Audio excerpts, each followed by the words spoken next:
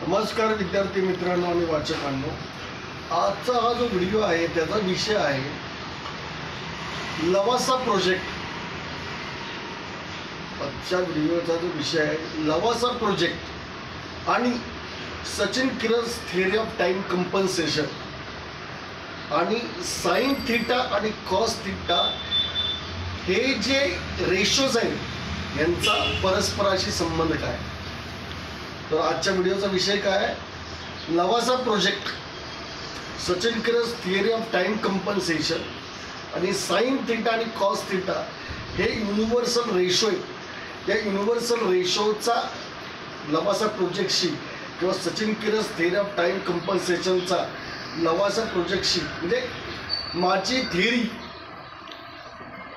Sachin Kiras theory of time compensation ही लवासा प्रोजेक्टमध्ये कशी मार्गदर्शक ठरू शकते, कशी उपयोगी पडते, तसं लवासा प्रोजेक्टशी माझा काही संबंध नाही.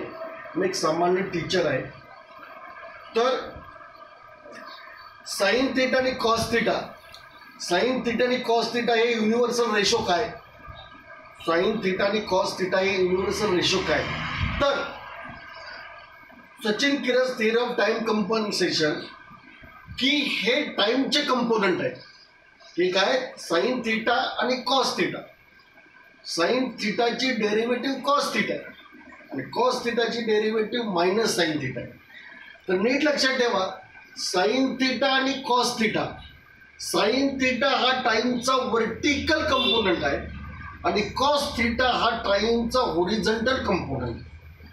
काय, साइन थीटा हा टाइमचा कुठला आहे, वर्टिकल कंपोनंट आहे. टाइम हा एक वेक्टर आहे, त्याचा वाय कंपोनंट कुठला आहे तर साइन थीटा, त्याचा एक्स कंपोनंट कुठला आहे तर कॉस थीटा. तर साइन थीटा आणि कॉस थीटा हे युनिव्हर्सल रेशो आहे. हे युनिव्हर्सल रेशो काय, कारण ते टाइमचे दोन कंपोनंट आहेत, एक्स कंपोनंट आणि वाय कंपोनंट, किंवा हॉरिझॉन्टल कंपोनंट किंवा व्हर्टिकल कंपोनंट. हा झाला एक भाग. तर त्याचा लवाशाशी काही संबंध आहे. तर लवासा जो प्रोजेक्ट आहे तो जो फेल झाला, एक चांगला प्रोजेक्ट आहे, एक ॲम्बिशियस चांगला प्रोजेक्ट, जो एक क्रांतिकारी प्रोजेक्ट होता. तो लोकांच्या नकारात्मक निगेटिव्ह पॉलिटिक्समुळे, नकारात्मक राजकारणामुळे किंवा समाजामध्ये जे नकारात्मक लोक असतात, नकारात्मक मानसिकता असते, या नकारात्मक मानसिकतामुळे हा प्रोजेक्ट ब्लॉक झाला होता. आता कारण त्याची पोझिशन काय मला माहिती नाही.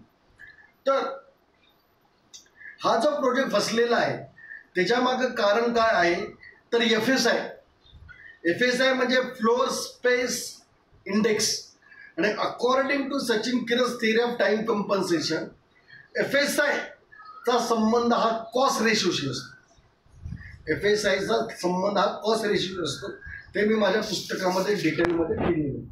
तर लवासा प्रोजेक्टचा जो प्रॉब्लेम होता की त्यांचे जे आदरणीय CMD आहेत अजित गुलाबचंद सर, त्यांना काय मी पर्सनली ओळखत नाही, त्यांच्याविषयी माझा फक्त एक अभ्यास आहे किंवा लवासा प्रोजेक्टच्या निमित्ताने अभ्यास करताना मला त्यांचा थोडा परिचय झालेला आहे. त्यांचा माझा वैयक्तिक काही संबंध नाही. आणि अतिशय उत्कृष्ट, अतिशय एक रिव्होल्युशनरी ते उद्योजक आहेत.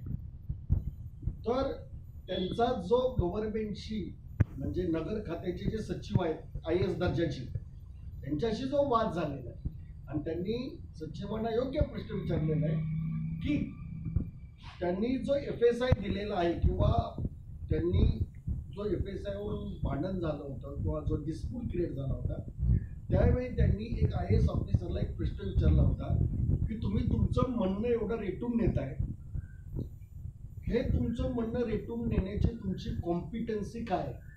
अतिशय मूलभूत प्रश्न आहे. एका IAS ऑफिसरची कॉम्पिटन्सी काय ही प्री डिफाईन पाहिजे. एका IAS ऑफिसरची कॉम्पिटन्सी काय ही प्री डिफाईन पाहिजे. कारण एक नॉन टेक्निकल विषय घेऊन, म्हणजे मराठी म्हणा, इतिहास, हे विषय कमजोर नाही, हे श्रेष्ठ विषय, पण हे नॉन टेक्निकल विषय, मराठी म्हणा, इतिहास म्हणा, नॉर्मली इतिहासाविषयी जास्त घेतात, राज्यशास्त्र म्हणा, राज्यशास्त्र हा सुद्धा तांत्रिक विषय, पण ॲक्च्युली जी टेक्नॉलॉजी किंवा इंजिनिअरिंगशी या विषयाचा संबंध नाही. त्यामुळे एका IAS ऑफिसरने एवढं, कारण हा जो वाद आहे तो वाद पहिला काय तो समजून घ्या की हिल स्टेशन डेव्हलपमेंट ॲक्टनुसार एकाच 5 रेशो असतो. हा एकाच 5 रेशो हा साइन रेशो आहे. एकाच 5 रेशो आहे ना, हा साइन रेशो आहे. आता एकाच 5 आणि साइन रेशो याचा काय संबंध आहे? तर हिली रिजनमध्ये जर 1 फूट बांधकाम करायचं असेल, 1 फूट बांधकाम, तर 5 फूट होरिझॉन्टल स्पेस सोडावं लागतं. काय? 5 फूट होरिझॉन्टल स्पेस सोडल्याशिवाय 1 फूट उंच बांधकाम करता येणार नाही गव्हर्नमेंटच्या नियमानुसार. याच्यावरूनच CMD अजित गुलाबचंद नगर खात्याचे जे सचिव होते तत्कालीन IAS officer, secretary of the urban development, त्याच्यावर ते भडकले होते आणि तुमची कॉम्पिटन्सी काय हा अत्यंत फंडामेंटल क्वेश्चन त्यांनी विचारला होता. तर साइन थिटाचा संबंध काय आहे पहिला मी तुम्हाला सांगतो. साइन थिटा आपण कसा काढतो? वर्टिकल कंपोनंट अपॉन हायपोटेन्यूस, म्हणजे मराठी भाषेत जर बोलायचे असेल तर कोणालगतची बाजू, ज्याला आपण उंची बोलतो, आणि कर्ण, अपोजिट साइड अपॉन हायपोटेन्यूस, हा जो रेशो असतो याला साइन रेशो बोलतात.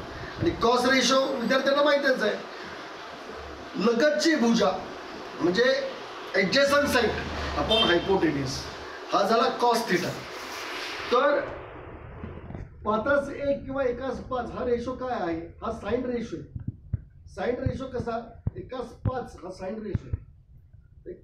Vertical component upon हायपोटेन्यूस accordingly Pythagoras गमन होतो. समजलं ना? तर इथे प्रश्न असा आहे की साइन थिटा आणि कॉस थिटा यांचा नक्की रेशो काय पाहिजे? ग्लोबल FSI म्हणजे काय? आणि जे अजित गुलाबचंद यांची जी मागणी होती ही 1:3, ही मागणी अत्यंत योग्य होती. हे मॅथमॅटिक्सने प्रूव्ह करतायत. IAS ऑफिसरला मॅथमॅटिशियनचं नॉलेज नाही, रिझर्व्ह बँक ऑफ इंडियाच्या गव्हर्नरला कॅल्क्युलसचं नॉलेज नाही. ही अत्यंत शोकांतिका आहे भारत सरकारची. मी गव्हर्नमेंटला किंवा आदरणीय कोर्टाला विनंती करतो किंवा आदरणीय संसदेला विनंती करतो की they should amend RBI act of 1935 आणि त्याच्यामध्ये त्यांनी हा एक क्लॉज टाकला पाहिजे की रिझर्व्ह बँक ऑफ इंडियाचा governor should be well conversant with the mathematics, specially calculus. कारण का साइन थिटा आणि कॉस थिटा हे अत्यंत मूलभूत रेशो आहे आणि त्याचा नक्की रेशो काय असावा हे अकॉर्डिंग टू सचिन करस थिअरी ऑफ टाइम कंपन्सेशनने ॲक्युरेटली, जास्त सायंटिफिकली आणि जास्त ॲडव्हान्स पद्धतीने शोधता येतं. तर याच्याविषयी डिटेलमध्ये मी माझ्या पुस्तकामध्ये लिहिलेलं आहे. तर वाचकांनी हे पुस्तक वाचावं आणि त्याच्या प्रतिक्रिया कळवाव्यात ही नम्र विनंती. थँक्यू, धन्यवाद.